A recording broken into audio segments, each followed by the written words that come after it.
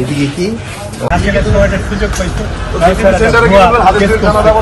সব জায়গাতেই স্যার 60 বছর আগে ওই জমি আমরা সরকার আমাদের এখন স্যার এইরকম একটা ভুয়া স্যার আপনি এখন স্যার ওই যে ভুয়া কেস করছে ধর্মাবলম্বী স্যার সনাতন ধর্মাবলম্বী তারা সব জায়গায় তারা সুযোগ পাইছে যেহেতু হাসিনা পাওয়ারে ছিল ঠিক ওই সময় যখনই সে পাওয়ারে আসছে ওই 14 সনে তখনই তারা ওদের ইনস্ট্রাকশনে 60 বছর আগে পাকিস্তান আমলে যে ইয়েগুলি জমিগুলি তারা আমাদেরকে বন্ধুক দিচ্ছিল স্যার ওই লিজ দিচ্ছিল সেটার বিরুদ্ধে তারা কেস সাজাইছে আমরা 60 বছর আগে আমরা নিলাম দিচ্ছি এই কথা কয়ে স্যার কেস করে দিচ্ছে আমরা স্যার এইটা স্যার সরকারি ওই অর্ডার থেকে বন্ধ করছে সরকারি কোর্টে যে কেসটা হয়েছে স্যার এটা ভুয়া স্যার থানায় আসেন আমরা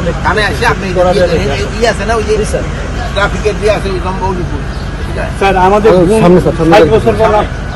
আমাদের স্যার 60 বছর পর আমাদের এই সমস্যা স্যার স্যার এইটা স্যার সম্পূর্ণভাবে চক্রান্ত স্যার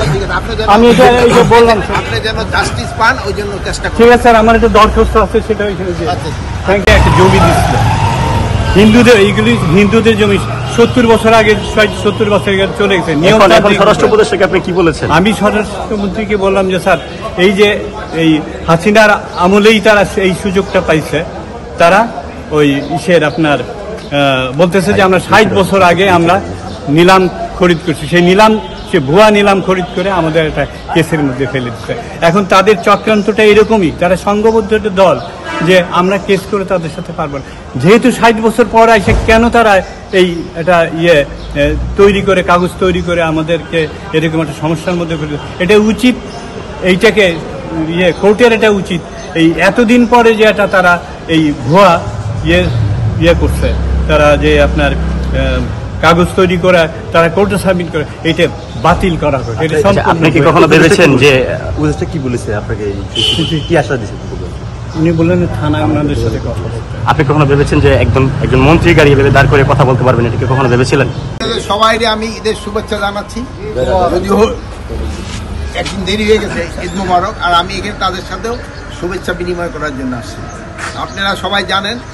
যে সবাই ছুটি গেলেও বাহিনীগুলি কিন্তু ছুটি যেতে পারে না সদস্য তারা কিন্তু আপনাকে রাত দিনে কিন্তু এখানে কাজ করছে প্লাস এখানে যে ভাড়া বাসা থেকে এটা কিন্তু অবস্থাও খুবই খারাপ থাকার অবস্থা তাদের জন্য খুবই খারাপ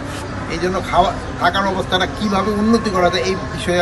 একটু আলাপ করা ছিল এবং আমরা কীভাবে উন্নতি করা যায় দরকার যেহেতু তাকে থাকার অবস্থা অবশ্যই উন্নতি করতে স্যার এই থানাগুলি যে পরিদর্শন করেছেন স্যার এর মধ্যে আইন শৃঙ্খলা পরিস্থিতি কেমন দেখেছেন আইন শৃঙ্খলা পরিস্থিতি তো আপনারা সারাদিনই দেখতেছেন গত আগের যে বছরগুলি থেকে এদের আইন শৃঙ্খলা পরিস্থিতি ভালো কি খারাপ আপনারাই বলেন ভালো তা আপনিই বলতেছেন ভালো তো আমিও তো ভালোই বলবো আপনি ম্যাজিকটা যদি জানা দিলে তো সবাই ম্যাজিক শিখে যাবে এই জন্য তো ম্যাজিকটা বলা যাবে না স্যার আপনি তো কয়েকটা থানা পরিদর্শন করলেন তো আপনার কি নির্দেশনা ছিল আমার তো নির্দেশনা আগেই ছিল আর তারপর স্যার দুইটা লাইন যদি বলে দিতেন এখন নির্দেশনা যেন আপনারা ভালোভাবে ঘুমাইতে পারেন তারা জেগে থাকবে